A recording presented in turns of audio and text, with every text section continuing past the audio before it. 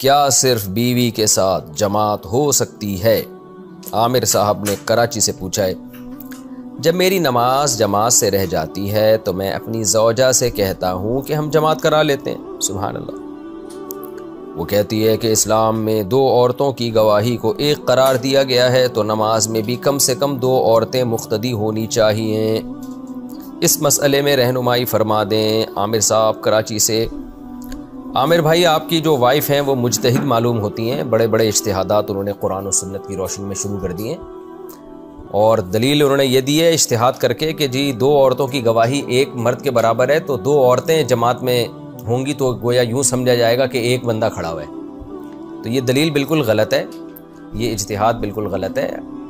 اپنی وائف کو آپ سمجھا دیں کہ ایکسکیوز می، آپ نے جو اجتہاد کیا وہ غلط کیا، اس لیے کہ گواہی کا تعلق تو حافظے سے ہے نا، حافظے سے ہے، یا غلطی بیان کرنے میں غلطی کا امکان۔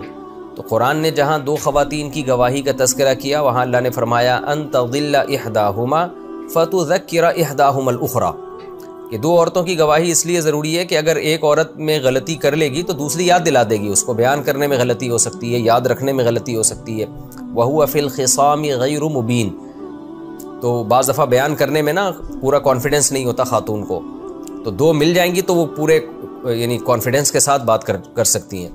تو وہاں تو قرآن نے اس لیے 2 عورتوں کی گواہی کو ایک مرد کے برابر قرار دیا۔ جماعت کا تعلق کسی کے حافظے سے یا اس سے ہے ہی نہیں کہ اس کے بیان کرنے میں کانفیڈنس ہے یا نہیں ہے۔ جماعت کا تعلق تو اس سے ہے کہ اکیلے اخپل طریقے سے نماز پڑھنے کے بجائے مل جل کے نماز پڑھو اللہ کے سامنے، تو اللہ کو فرض نماز جماعت سے پسند ہے۔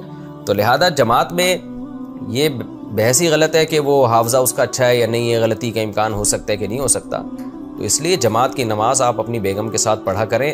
اخپل طریقے سے اکیلے نماز پڑھنے سے 1000 گنا بہتر ہے کہ جماعت سے نماز پڑھی جائے۔ تو گھر میں آپ جماعت سے نماز پڑھائیں۔ اگر مسجد کی نماز رہ جاتی ہے، ایسا نہ ہو کہ ساری نمازیں اپنی بیگم کے ساتھ ہی پڑھنا شروع کر دیں۔ مسجد کی جماعت سے نماز پڑھنا واجب ہے، گناہ ہوگا اگر آپ جان کر اپنے محلے کی مسجد کی جماعت چھوڑیں گے۔ لیکن اگر کبھی چھوٹ گئی یا کہیں سفر میں تو پھر آپ امامت کریں اور آپ کی بیگم پیچھے کھڑی ہو جائے۔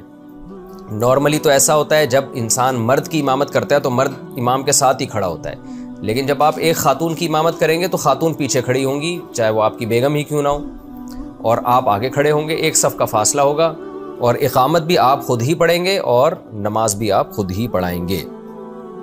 تو اس طرح انشاءاللہ جماعت کا ثواب ملے گا آپ کو۔